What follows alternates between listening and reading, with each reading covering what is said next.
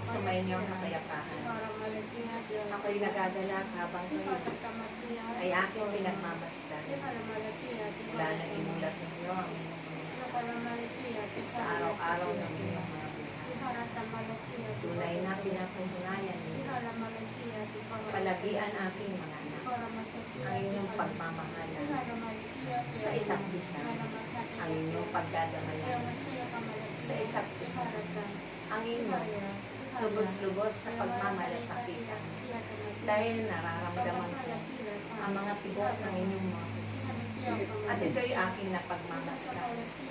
Ganon kayo kasigasi sa pagpapangalap ng aking mga lupa ang malaong unang pinalalabihan tulad ng kalabitan ko sa inyo ng unang pangalan. Kaya ang lahat ng ito ay buong puso ko pinasasalamatan sa inyo. Paging sa inyong punong lingkod, ang malaong siyang nagtyaga, dekada ang inabot upang ang bagong Jerusalem na ito na aking ibinaba sa inyong kawan ay inyong masilungan at maging kanluran ng bawat isa. Ganon ang aking pamamahala sa bawat buhay. Kaya't huwag kayong mag-alala. Sa aking tipan, naroroon ang aking lahat-lahat ng mga pangako. Na ito na lamang ang pinangahawakan ng bawat isa sa inyo, maliban sa mga bagay na aking kaloob sa mga panahon ito, na aking ipinagkatiwala, yun ay ang aking kapangyarihan. Nagagamitin ninyo sa inyong paghayo sa bawat sulok na aking itapagda at paparoon kayo upang ang aking gawain kayo ang mamahala sa pamamagitan ng pangunguna ng Banal na Espiritu Santo at sa pangunguna namin. Ipapadala ko lagi ang aking mga anghel sa inyong mga tahanan upang hindi kayo lubos-lubos na mag-aalala sa bawat paghayo at sila man ay kanilang babantayan maliban din sa pag-aagapay namin sa bawat parurungan ng mga lugar. Sa bawat tatapakan ng inyong mga paa, tunay at ang katiyakan ng kaligtasan ay isa sa kanilang rin. Kaya't aking mga anak, ganapin ninyo ang nararapat. Dahil akong si Yahweh, ang inyong kapitan. Akong si Yahweh ang nangangako sa inyo ng lahat-lahat ng biyaya niyo. Kaya ang bawat araw ay inyong pahalagahan. Ang bawat araw na aking ipinatakda upang kayo ay magpalaganap ng aking salita ay ganapin niyo. Dahil ayaw ko na maranasan din ninyo ang mga naranasan ng inyong mga kapatid sa ibang lugar. Kayo ay aking mga ipinakdanan at kayo ay may kapangyarihan. Kaya ang lahat na iyan ay ibahagi ninyo ng walang bayan. Ganapin ninyo ang pananalangin sa wika ng makakamit. Dahil ito'y malaking tulong upang naitaboy ang lahat ng nasalang na paparating at darating ang ating ang mga naitakda na salot sa inyong lugar. Ganon din inyong itaboy. Ipanalangin niyo rin ang bawat pangulo ng bansa. Ganon din ang aking mga iniluklok na tagapangasiwa at tagapamahala sa bawat pamahalaan. Pribado man ito o pang kalahatan. Dahil ang Panginoon, sila'y naudyukan ng masamang espiritu upang maging ganit sa kapangyarihan, ganit sa kayamanan.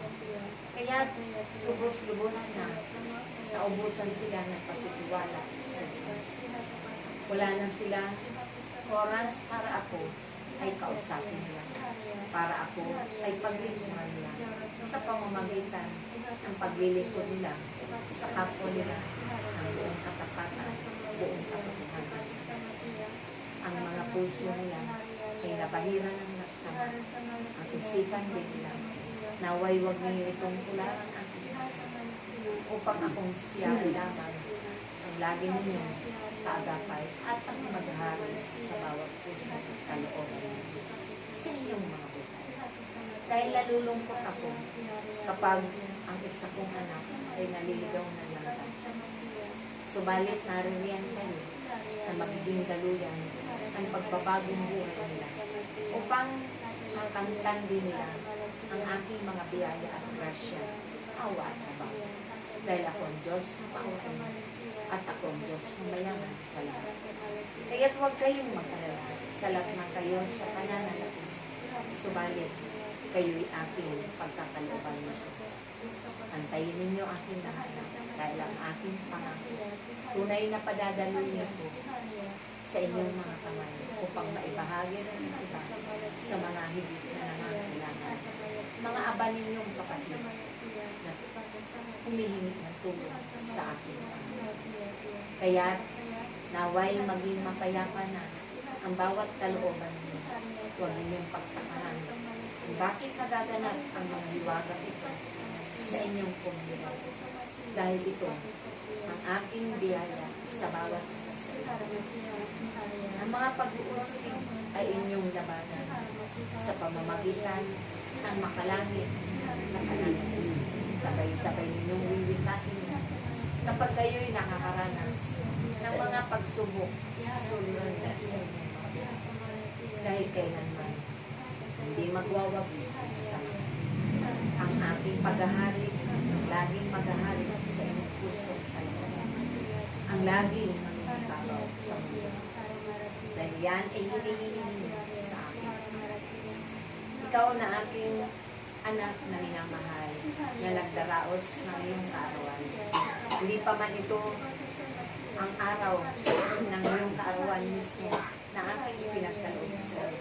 Subalit binibigyan na kita ng kalakasan, mahabang buhay, at kagalingan ng iyong nararamdaman.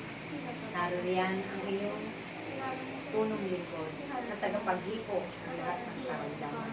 Huwag kang mahihiya lumapit sa kanya.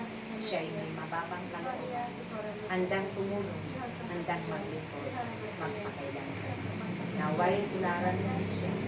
Gaano man kahirap ang kanyang mapagdaanan, naroon ang kanyang pagtitiis at pagsasakit upang manatiling buo ang komunidad, upang manatiling ang komunidad na ito na patayo sa ating Panginoon. Kaya ang lahat ng uusig sa inyo sa aking mga kamay. Dahil ako ang Diyos ang patulungan sa inyo. Huwag kayong mag-alala sa lahat ng inaapi. Ako ang Diyos na inyong bukod. Ako ang Diyos na magbibigay katarungan sa bawat isa sa inyo. Minamahal ko kayo, iniibig ko kayo. Naway kayo rin ay nag-iibigan sa isa't isa. Naglilingkuran sa isa't isa at papanalangin sa isa't isa. Praise Yahweh. Praise Yahweh.